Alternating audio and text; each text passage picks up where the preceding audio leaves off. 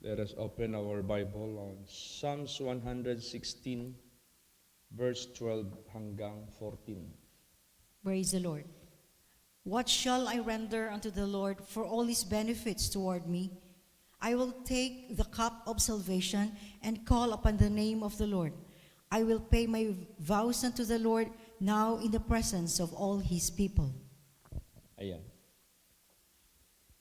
So, kinakailangan din natin minsan mag-isip kung ano ang maigaganti natin sa Panginoong Diyos. Hindi lang lagi tayong mag-isip kung paano tayo tatanggap ng mga kabutihan, ng mga pagpapala, ng mga benefits mula sa Diyos. Isipin din natin tayo paano makapagganti sa Panginoong Diyos. Although, parang hindi na necessary yung gagawin natin sa Diyos na ganon dahil tao lang tayo.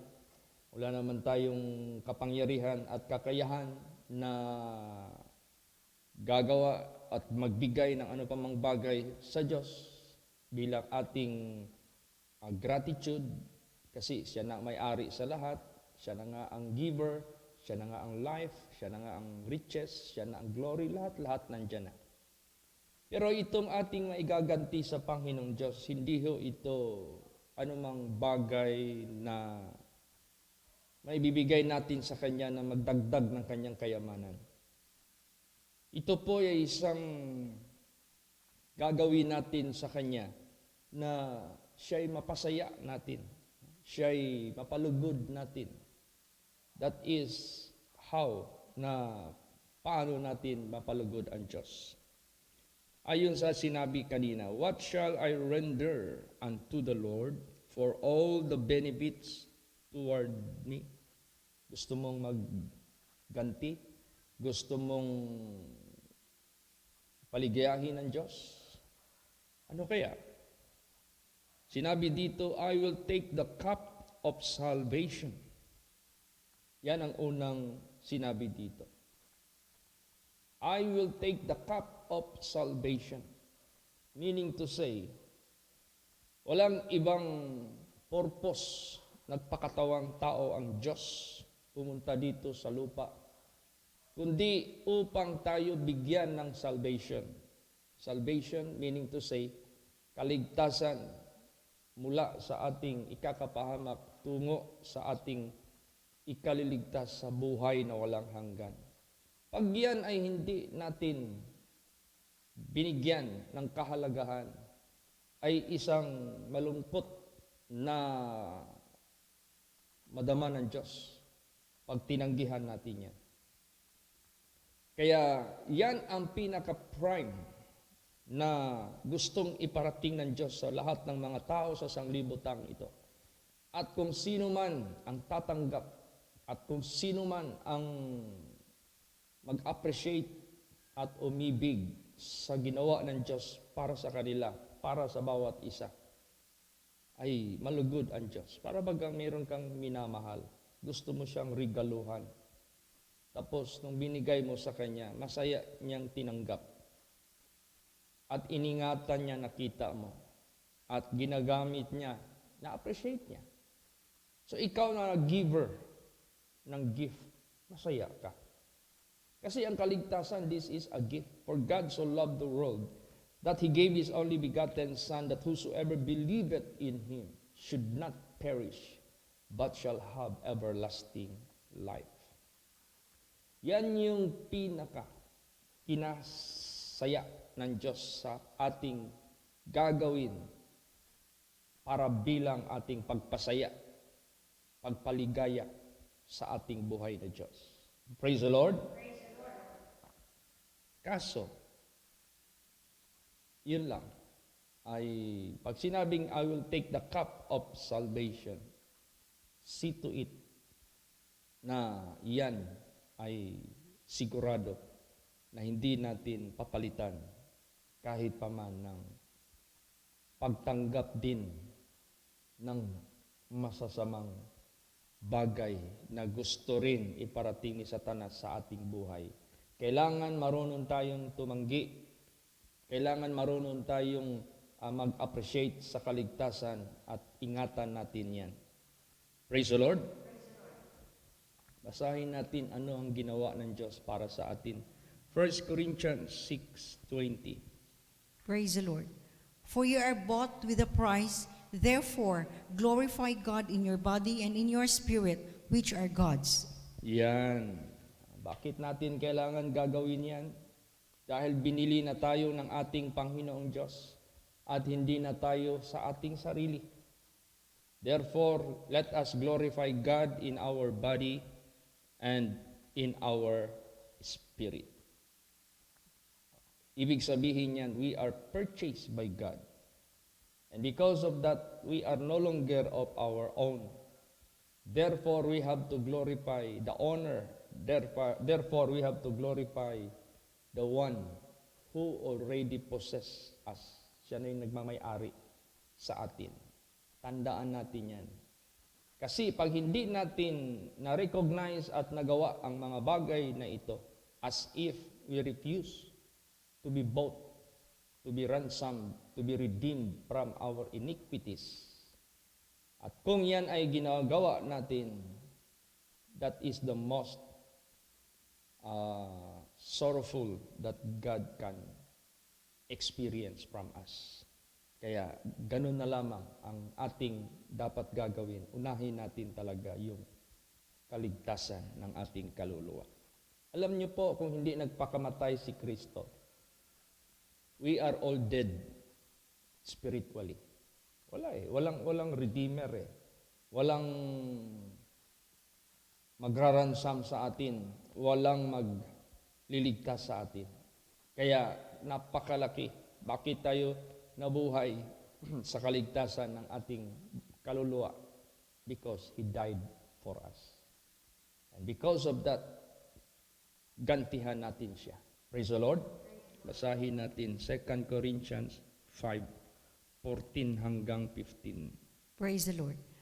For the love of Christ constraineth us, because we thus judge, that if one died for all, then we're all dead.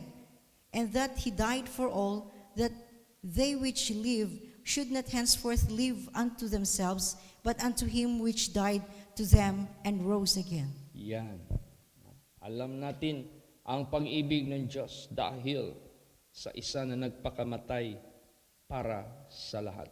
Kaya kung hindi, we are all dead in our salvation. And that He died for all, that they which live should not henceforth live unto themselves, but unto Him who died and rose again. So, therefore, pagbutihin natin. Let us focus on that salvation, and let us not be deceived by the deception of the devil. Kasi mangyari niyan, kung hindi natin pagbutihin ng husto itong ating response sa ginawa ng Diyos na dapat nating i-render sa Kanya, una yung kaligtasan, na maingatan natin sa buhay natin. Huwag nating haluan yan. Huwag nating i-mix. Huwag tayong maging half-hearted. Huwag tayong maging partial. Ayaw ng Diyos yan. At hindi pwede yan. Pag yan ay ginawa natin, useless ang lahat. Basa. 1 Corinthians 10:21. Praise the Lord. Ye cannot drink the cup of the Lord and the cup of the devils. Ye cannot be partakers of the Lord's table and of the table of the devils. Yes. He cannot. Hindi natin pwedeng magawa yan. Na kung saan we drink the cup of the Lord, at the same time we drink the cup of the devils. Hindi rin natin pwede, we are partakers of the Lord's table at the same time of the table of the devils. You cannot mix that two at the same time. Paano, Pastor, kung yung mga tao na naging double-minded? O kaya nga, if you are a double-minded person, you are unstable in all your ways. Do not expect that your hope will be successful, na maligtas ka. Kaya nagbabala si Lord Jesus Christ dyan. Time will come, many will say unto me, Lord, I serve you. Lord, I cast out devils in your name. Lord, I preach your gospel. Lord, I heal sickness in your name. Pero ang ginawa nila, nung nandito pa sila sa sanglibotang ito, they drink the cup of the Lord. At the same time, they drink the cup of the devil. They eat sa table of the Lord, they eat also sa table of the devil. Ibig sabihin yan, naging doble kara sila. Kaya, nagsabi na ang Diyos, you cannot do that. Ibig sabihin yan, mali yan. Hindi yan acceptable. Hindi yan kapaki-pakinabang. Tingnan mo. Sabi ng Panginoon, I do not know you, you workers of iniquity. I told you already that you cannot do that. Hindi yan pwedeng gawin nyo. Ginawa. Naniwala doon kay Taning. Naniwala doon sa pastor din na walang paninindigan o tropod, walay baruganan. So, ganon din ang tinuturo sa mga membro. Members like pastors. Ang mga membro maging katulad din ng mga pastors. So, yung mga pastors na hindi sumunod kay Kristo, hindi naniwala sa kanyang sinalita, pag sinabing you cannot, pero okay lang sa kanila, susunod yung mga membro. Maraming hindi makapasok sa karya ng Diyos because of that. So if ever we take the cup of salvation, we must be sincere. We must be honest. We must be truthful. We must be wholehearted. Huwag nating bahay-bahayin. Huwag nating laro-laruan ang mga salita ng Diyos. God is not mocked. Whosoever sow it to the flesh, you will reap corruption. Kaya, yan lagi nating tandaan. Kaya, unahin talaga ang kaharian ng Diyos. Prioritize yan. Ayusin mo talaga yan ang gusto. Do not mix it with the devils. Huwag mong halo-haloan. You must belong to the Lord only. Kailangan belong lang tayo sa Panginoon. Kinuha na tayo doon sa kadiliman, nasa liwanag na tayo, huwag ka nang bumalik doon sa kadiliman. Stand fast therefore in the liberty wherewith Christ hath made you free, and be not entangled again with the yoke of bondage. The moment nagunit na ka og daro, ayaw na pagbalik lingi dito sa imong likuran. Kinsa man ang magunit na sa daro, mulingi pa sa iyang likuran, dili takos mosulod sa gingharian sa Dios. Remember Mrs. Lot. Alalahanin mo si Mrs. Lot, pinalaya sila sa kapahamakan, pinatakbo sila papuntang kaligtasan, binigyan sila ng instruction ng Diyos, huwag lumingon sa likod. Lumingon siya sa likod. So, ibig sabihin yan, wala, naging haliging asin siya. Ganun din sa buhay natin. So, if ever you have already taken the cup of salvation of the Lord, continue. Go ahead. Do not look behind. Tuloy-tuloy ka na until the end. Praise the Lord. Naalala niyo yung Beatitudes na mga sinalita ni Jesus Christ. Ang pinakauna niyang sinabi doon,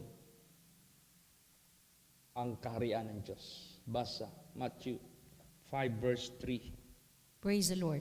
Blessed are the poor in spirit, for theirs is the kingdom of heaven. Yes. Do not misinterpret this poor in spirit. Poor in spirit in the sense you are humble. Poor in the spirit in the sense you did submit to God's will. For theirs is the kingdom of heaven. See? Kakapasok ka sa karya ng Diyos pag nagpakabata ka.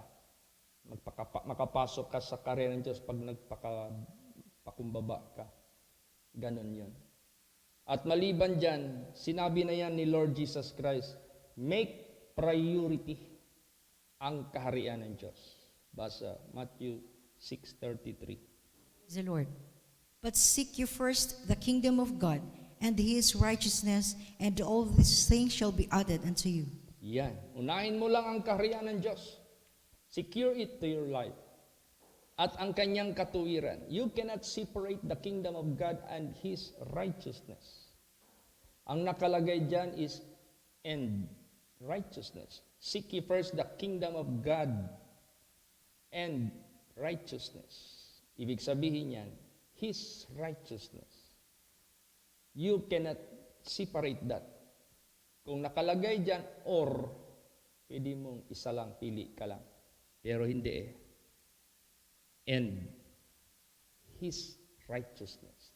Hindi yung ating righteousness. Kanyang righteousness. Marami kasi mga tao, sumusunod daw sa righteousness ng Diyos, pero mahilig sarili ang sinusunod. Pag natatamaan sa banal na salita ng Diyos sa mga pinagbabawal dito, ayaw maniwala. Siya pa rin ang nasusunod.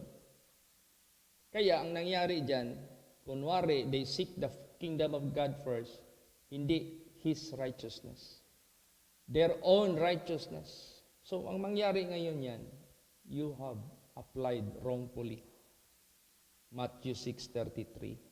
Pag sinabing his righteousness, matamaan ka man sa salita ng Diyos, ma-rebuke ka man, ma-correct ka man, you have to raise your hands, both surrender unto the Lord. Lord, I acknowledge my wrongdoings. I admit my trespasses. Now, you have told me by the word of God, bawal pala yung mga bagay na yan. Bawal pala ang pakikiapid, bawal pala ang fornication, bawal pala ang lasciviousness, bawal pala ang drunkenness, paglalasing, bawal pala ang lahat ng mga bisyo sa sanglibotang ito, pleasures of the world. Bawal pala ang mga nightclubs na yan, rebellings, wild parties, bawal pala ang mga bagay na yan. Lord, I surrender my life to you and I submit to your righteousness. Yan, sa kanyang righteousness. Praise the Lord.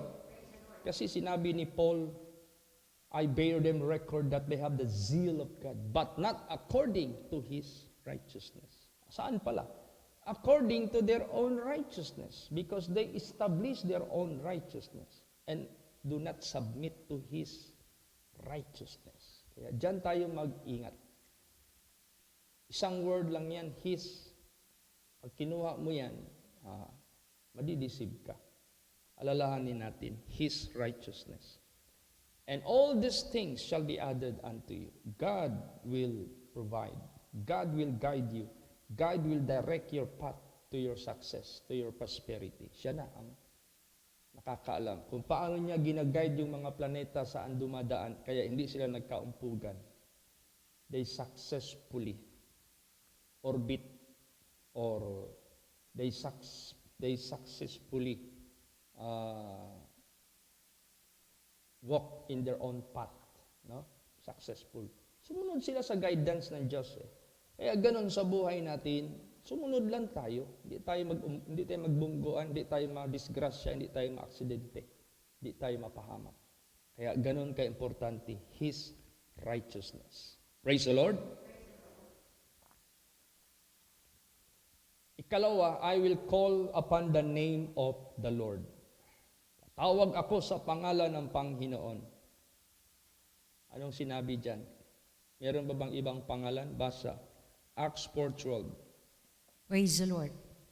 Neither is there salvation in any other, for there is none other name under heaven given among men whereby we must be saved. Okay, wala nang ibang kaligtasan na pagmumulan. Wala nang ibang pangalan sa silong ng langit na ibinigay sa atin na sa pangalan na yan maliligtas tayo. So yung pangalan na yan is tagapagligtas. Anong pangalan yan? Basa Matthew 1:21. Praise the Lord. And she shall bring forth a son, and thou shalt call his name Jesus, for he shall save his people from their sins. Yan. Do not just call Lord or Lord, Lord or God. Maraming gods, maraming lords. You have to mention His name. Kasi ang sinabi diyan, whosoever shall call upon the name of the Lord shall be saved. You have to call His name. And His name is Jesus. Kaya sa experience ko in serving God, there are how many demon-possessed already were delivered in that name of Jesus Christ. How many people who got their sicknesses, incurable diseases, who were healed in that name. There are how many souls already were forgiven in that name.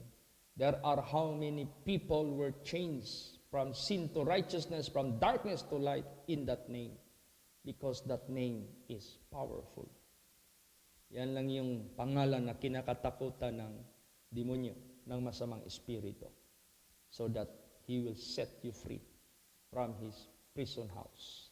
Kaya napakadakila ng pangalan na yan. Do not forget His name. Praise the Lord.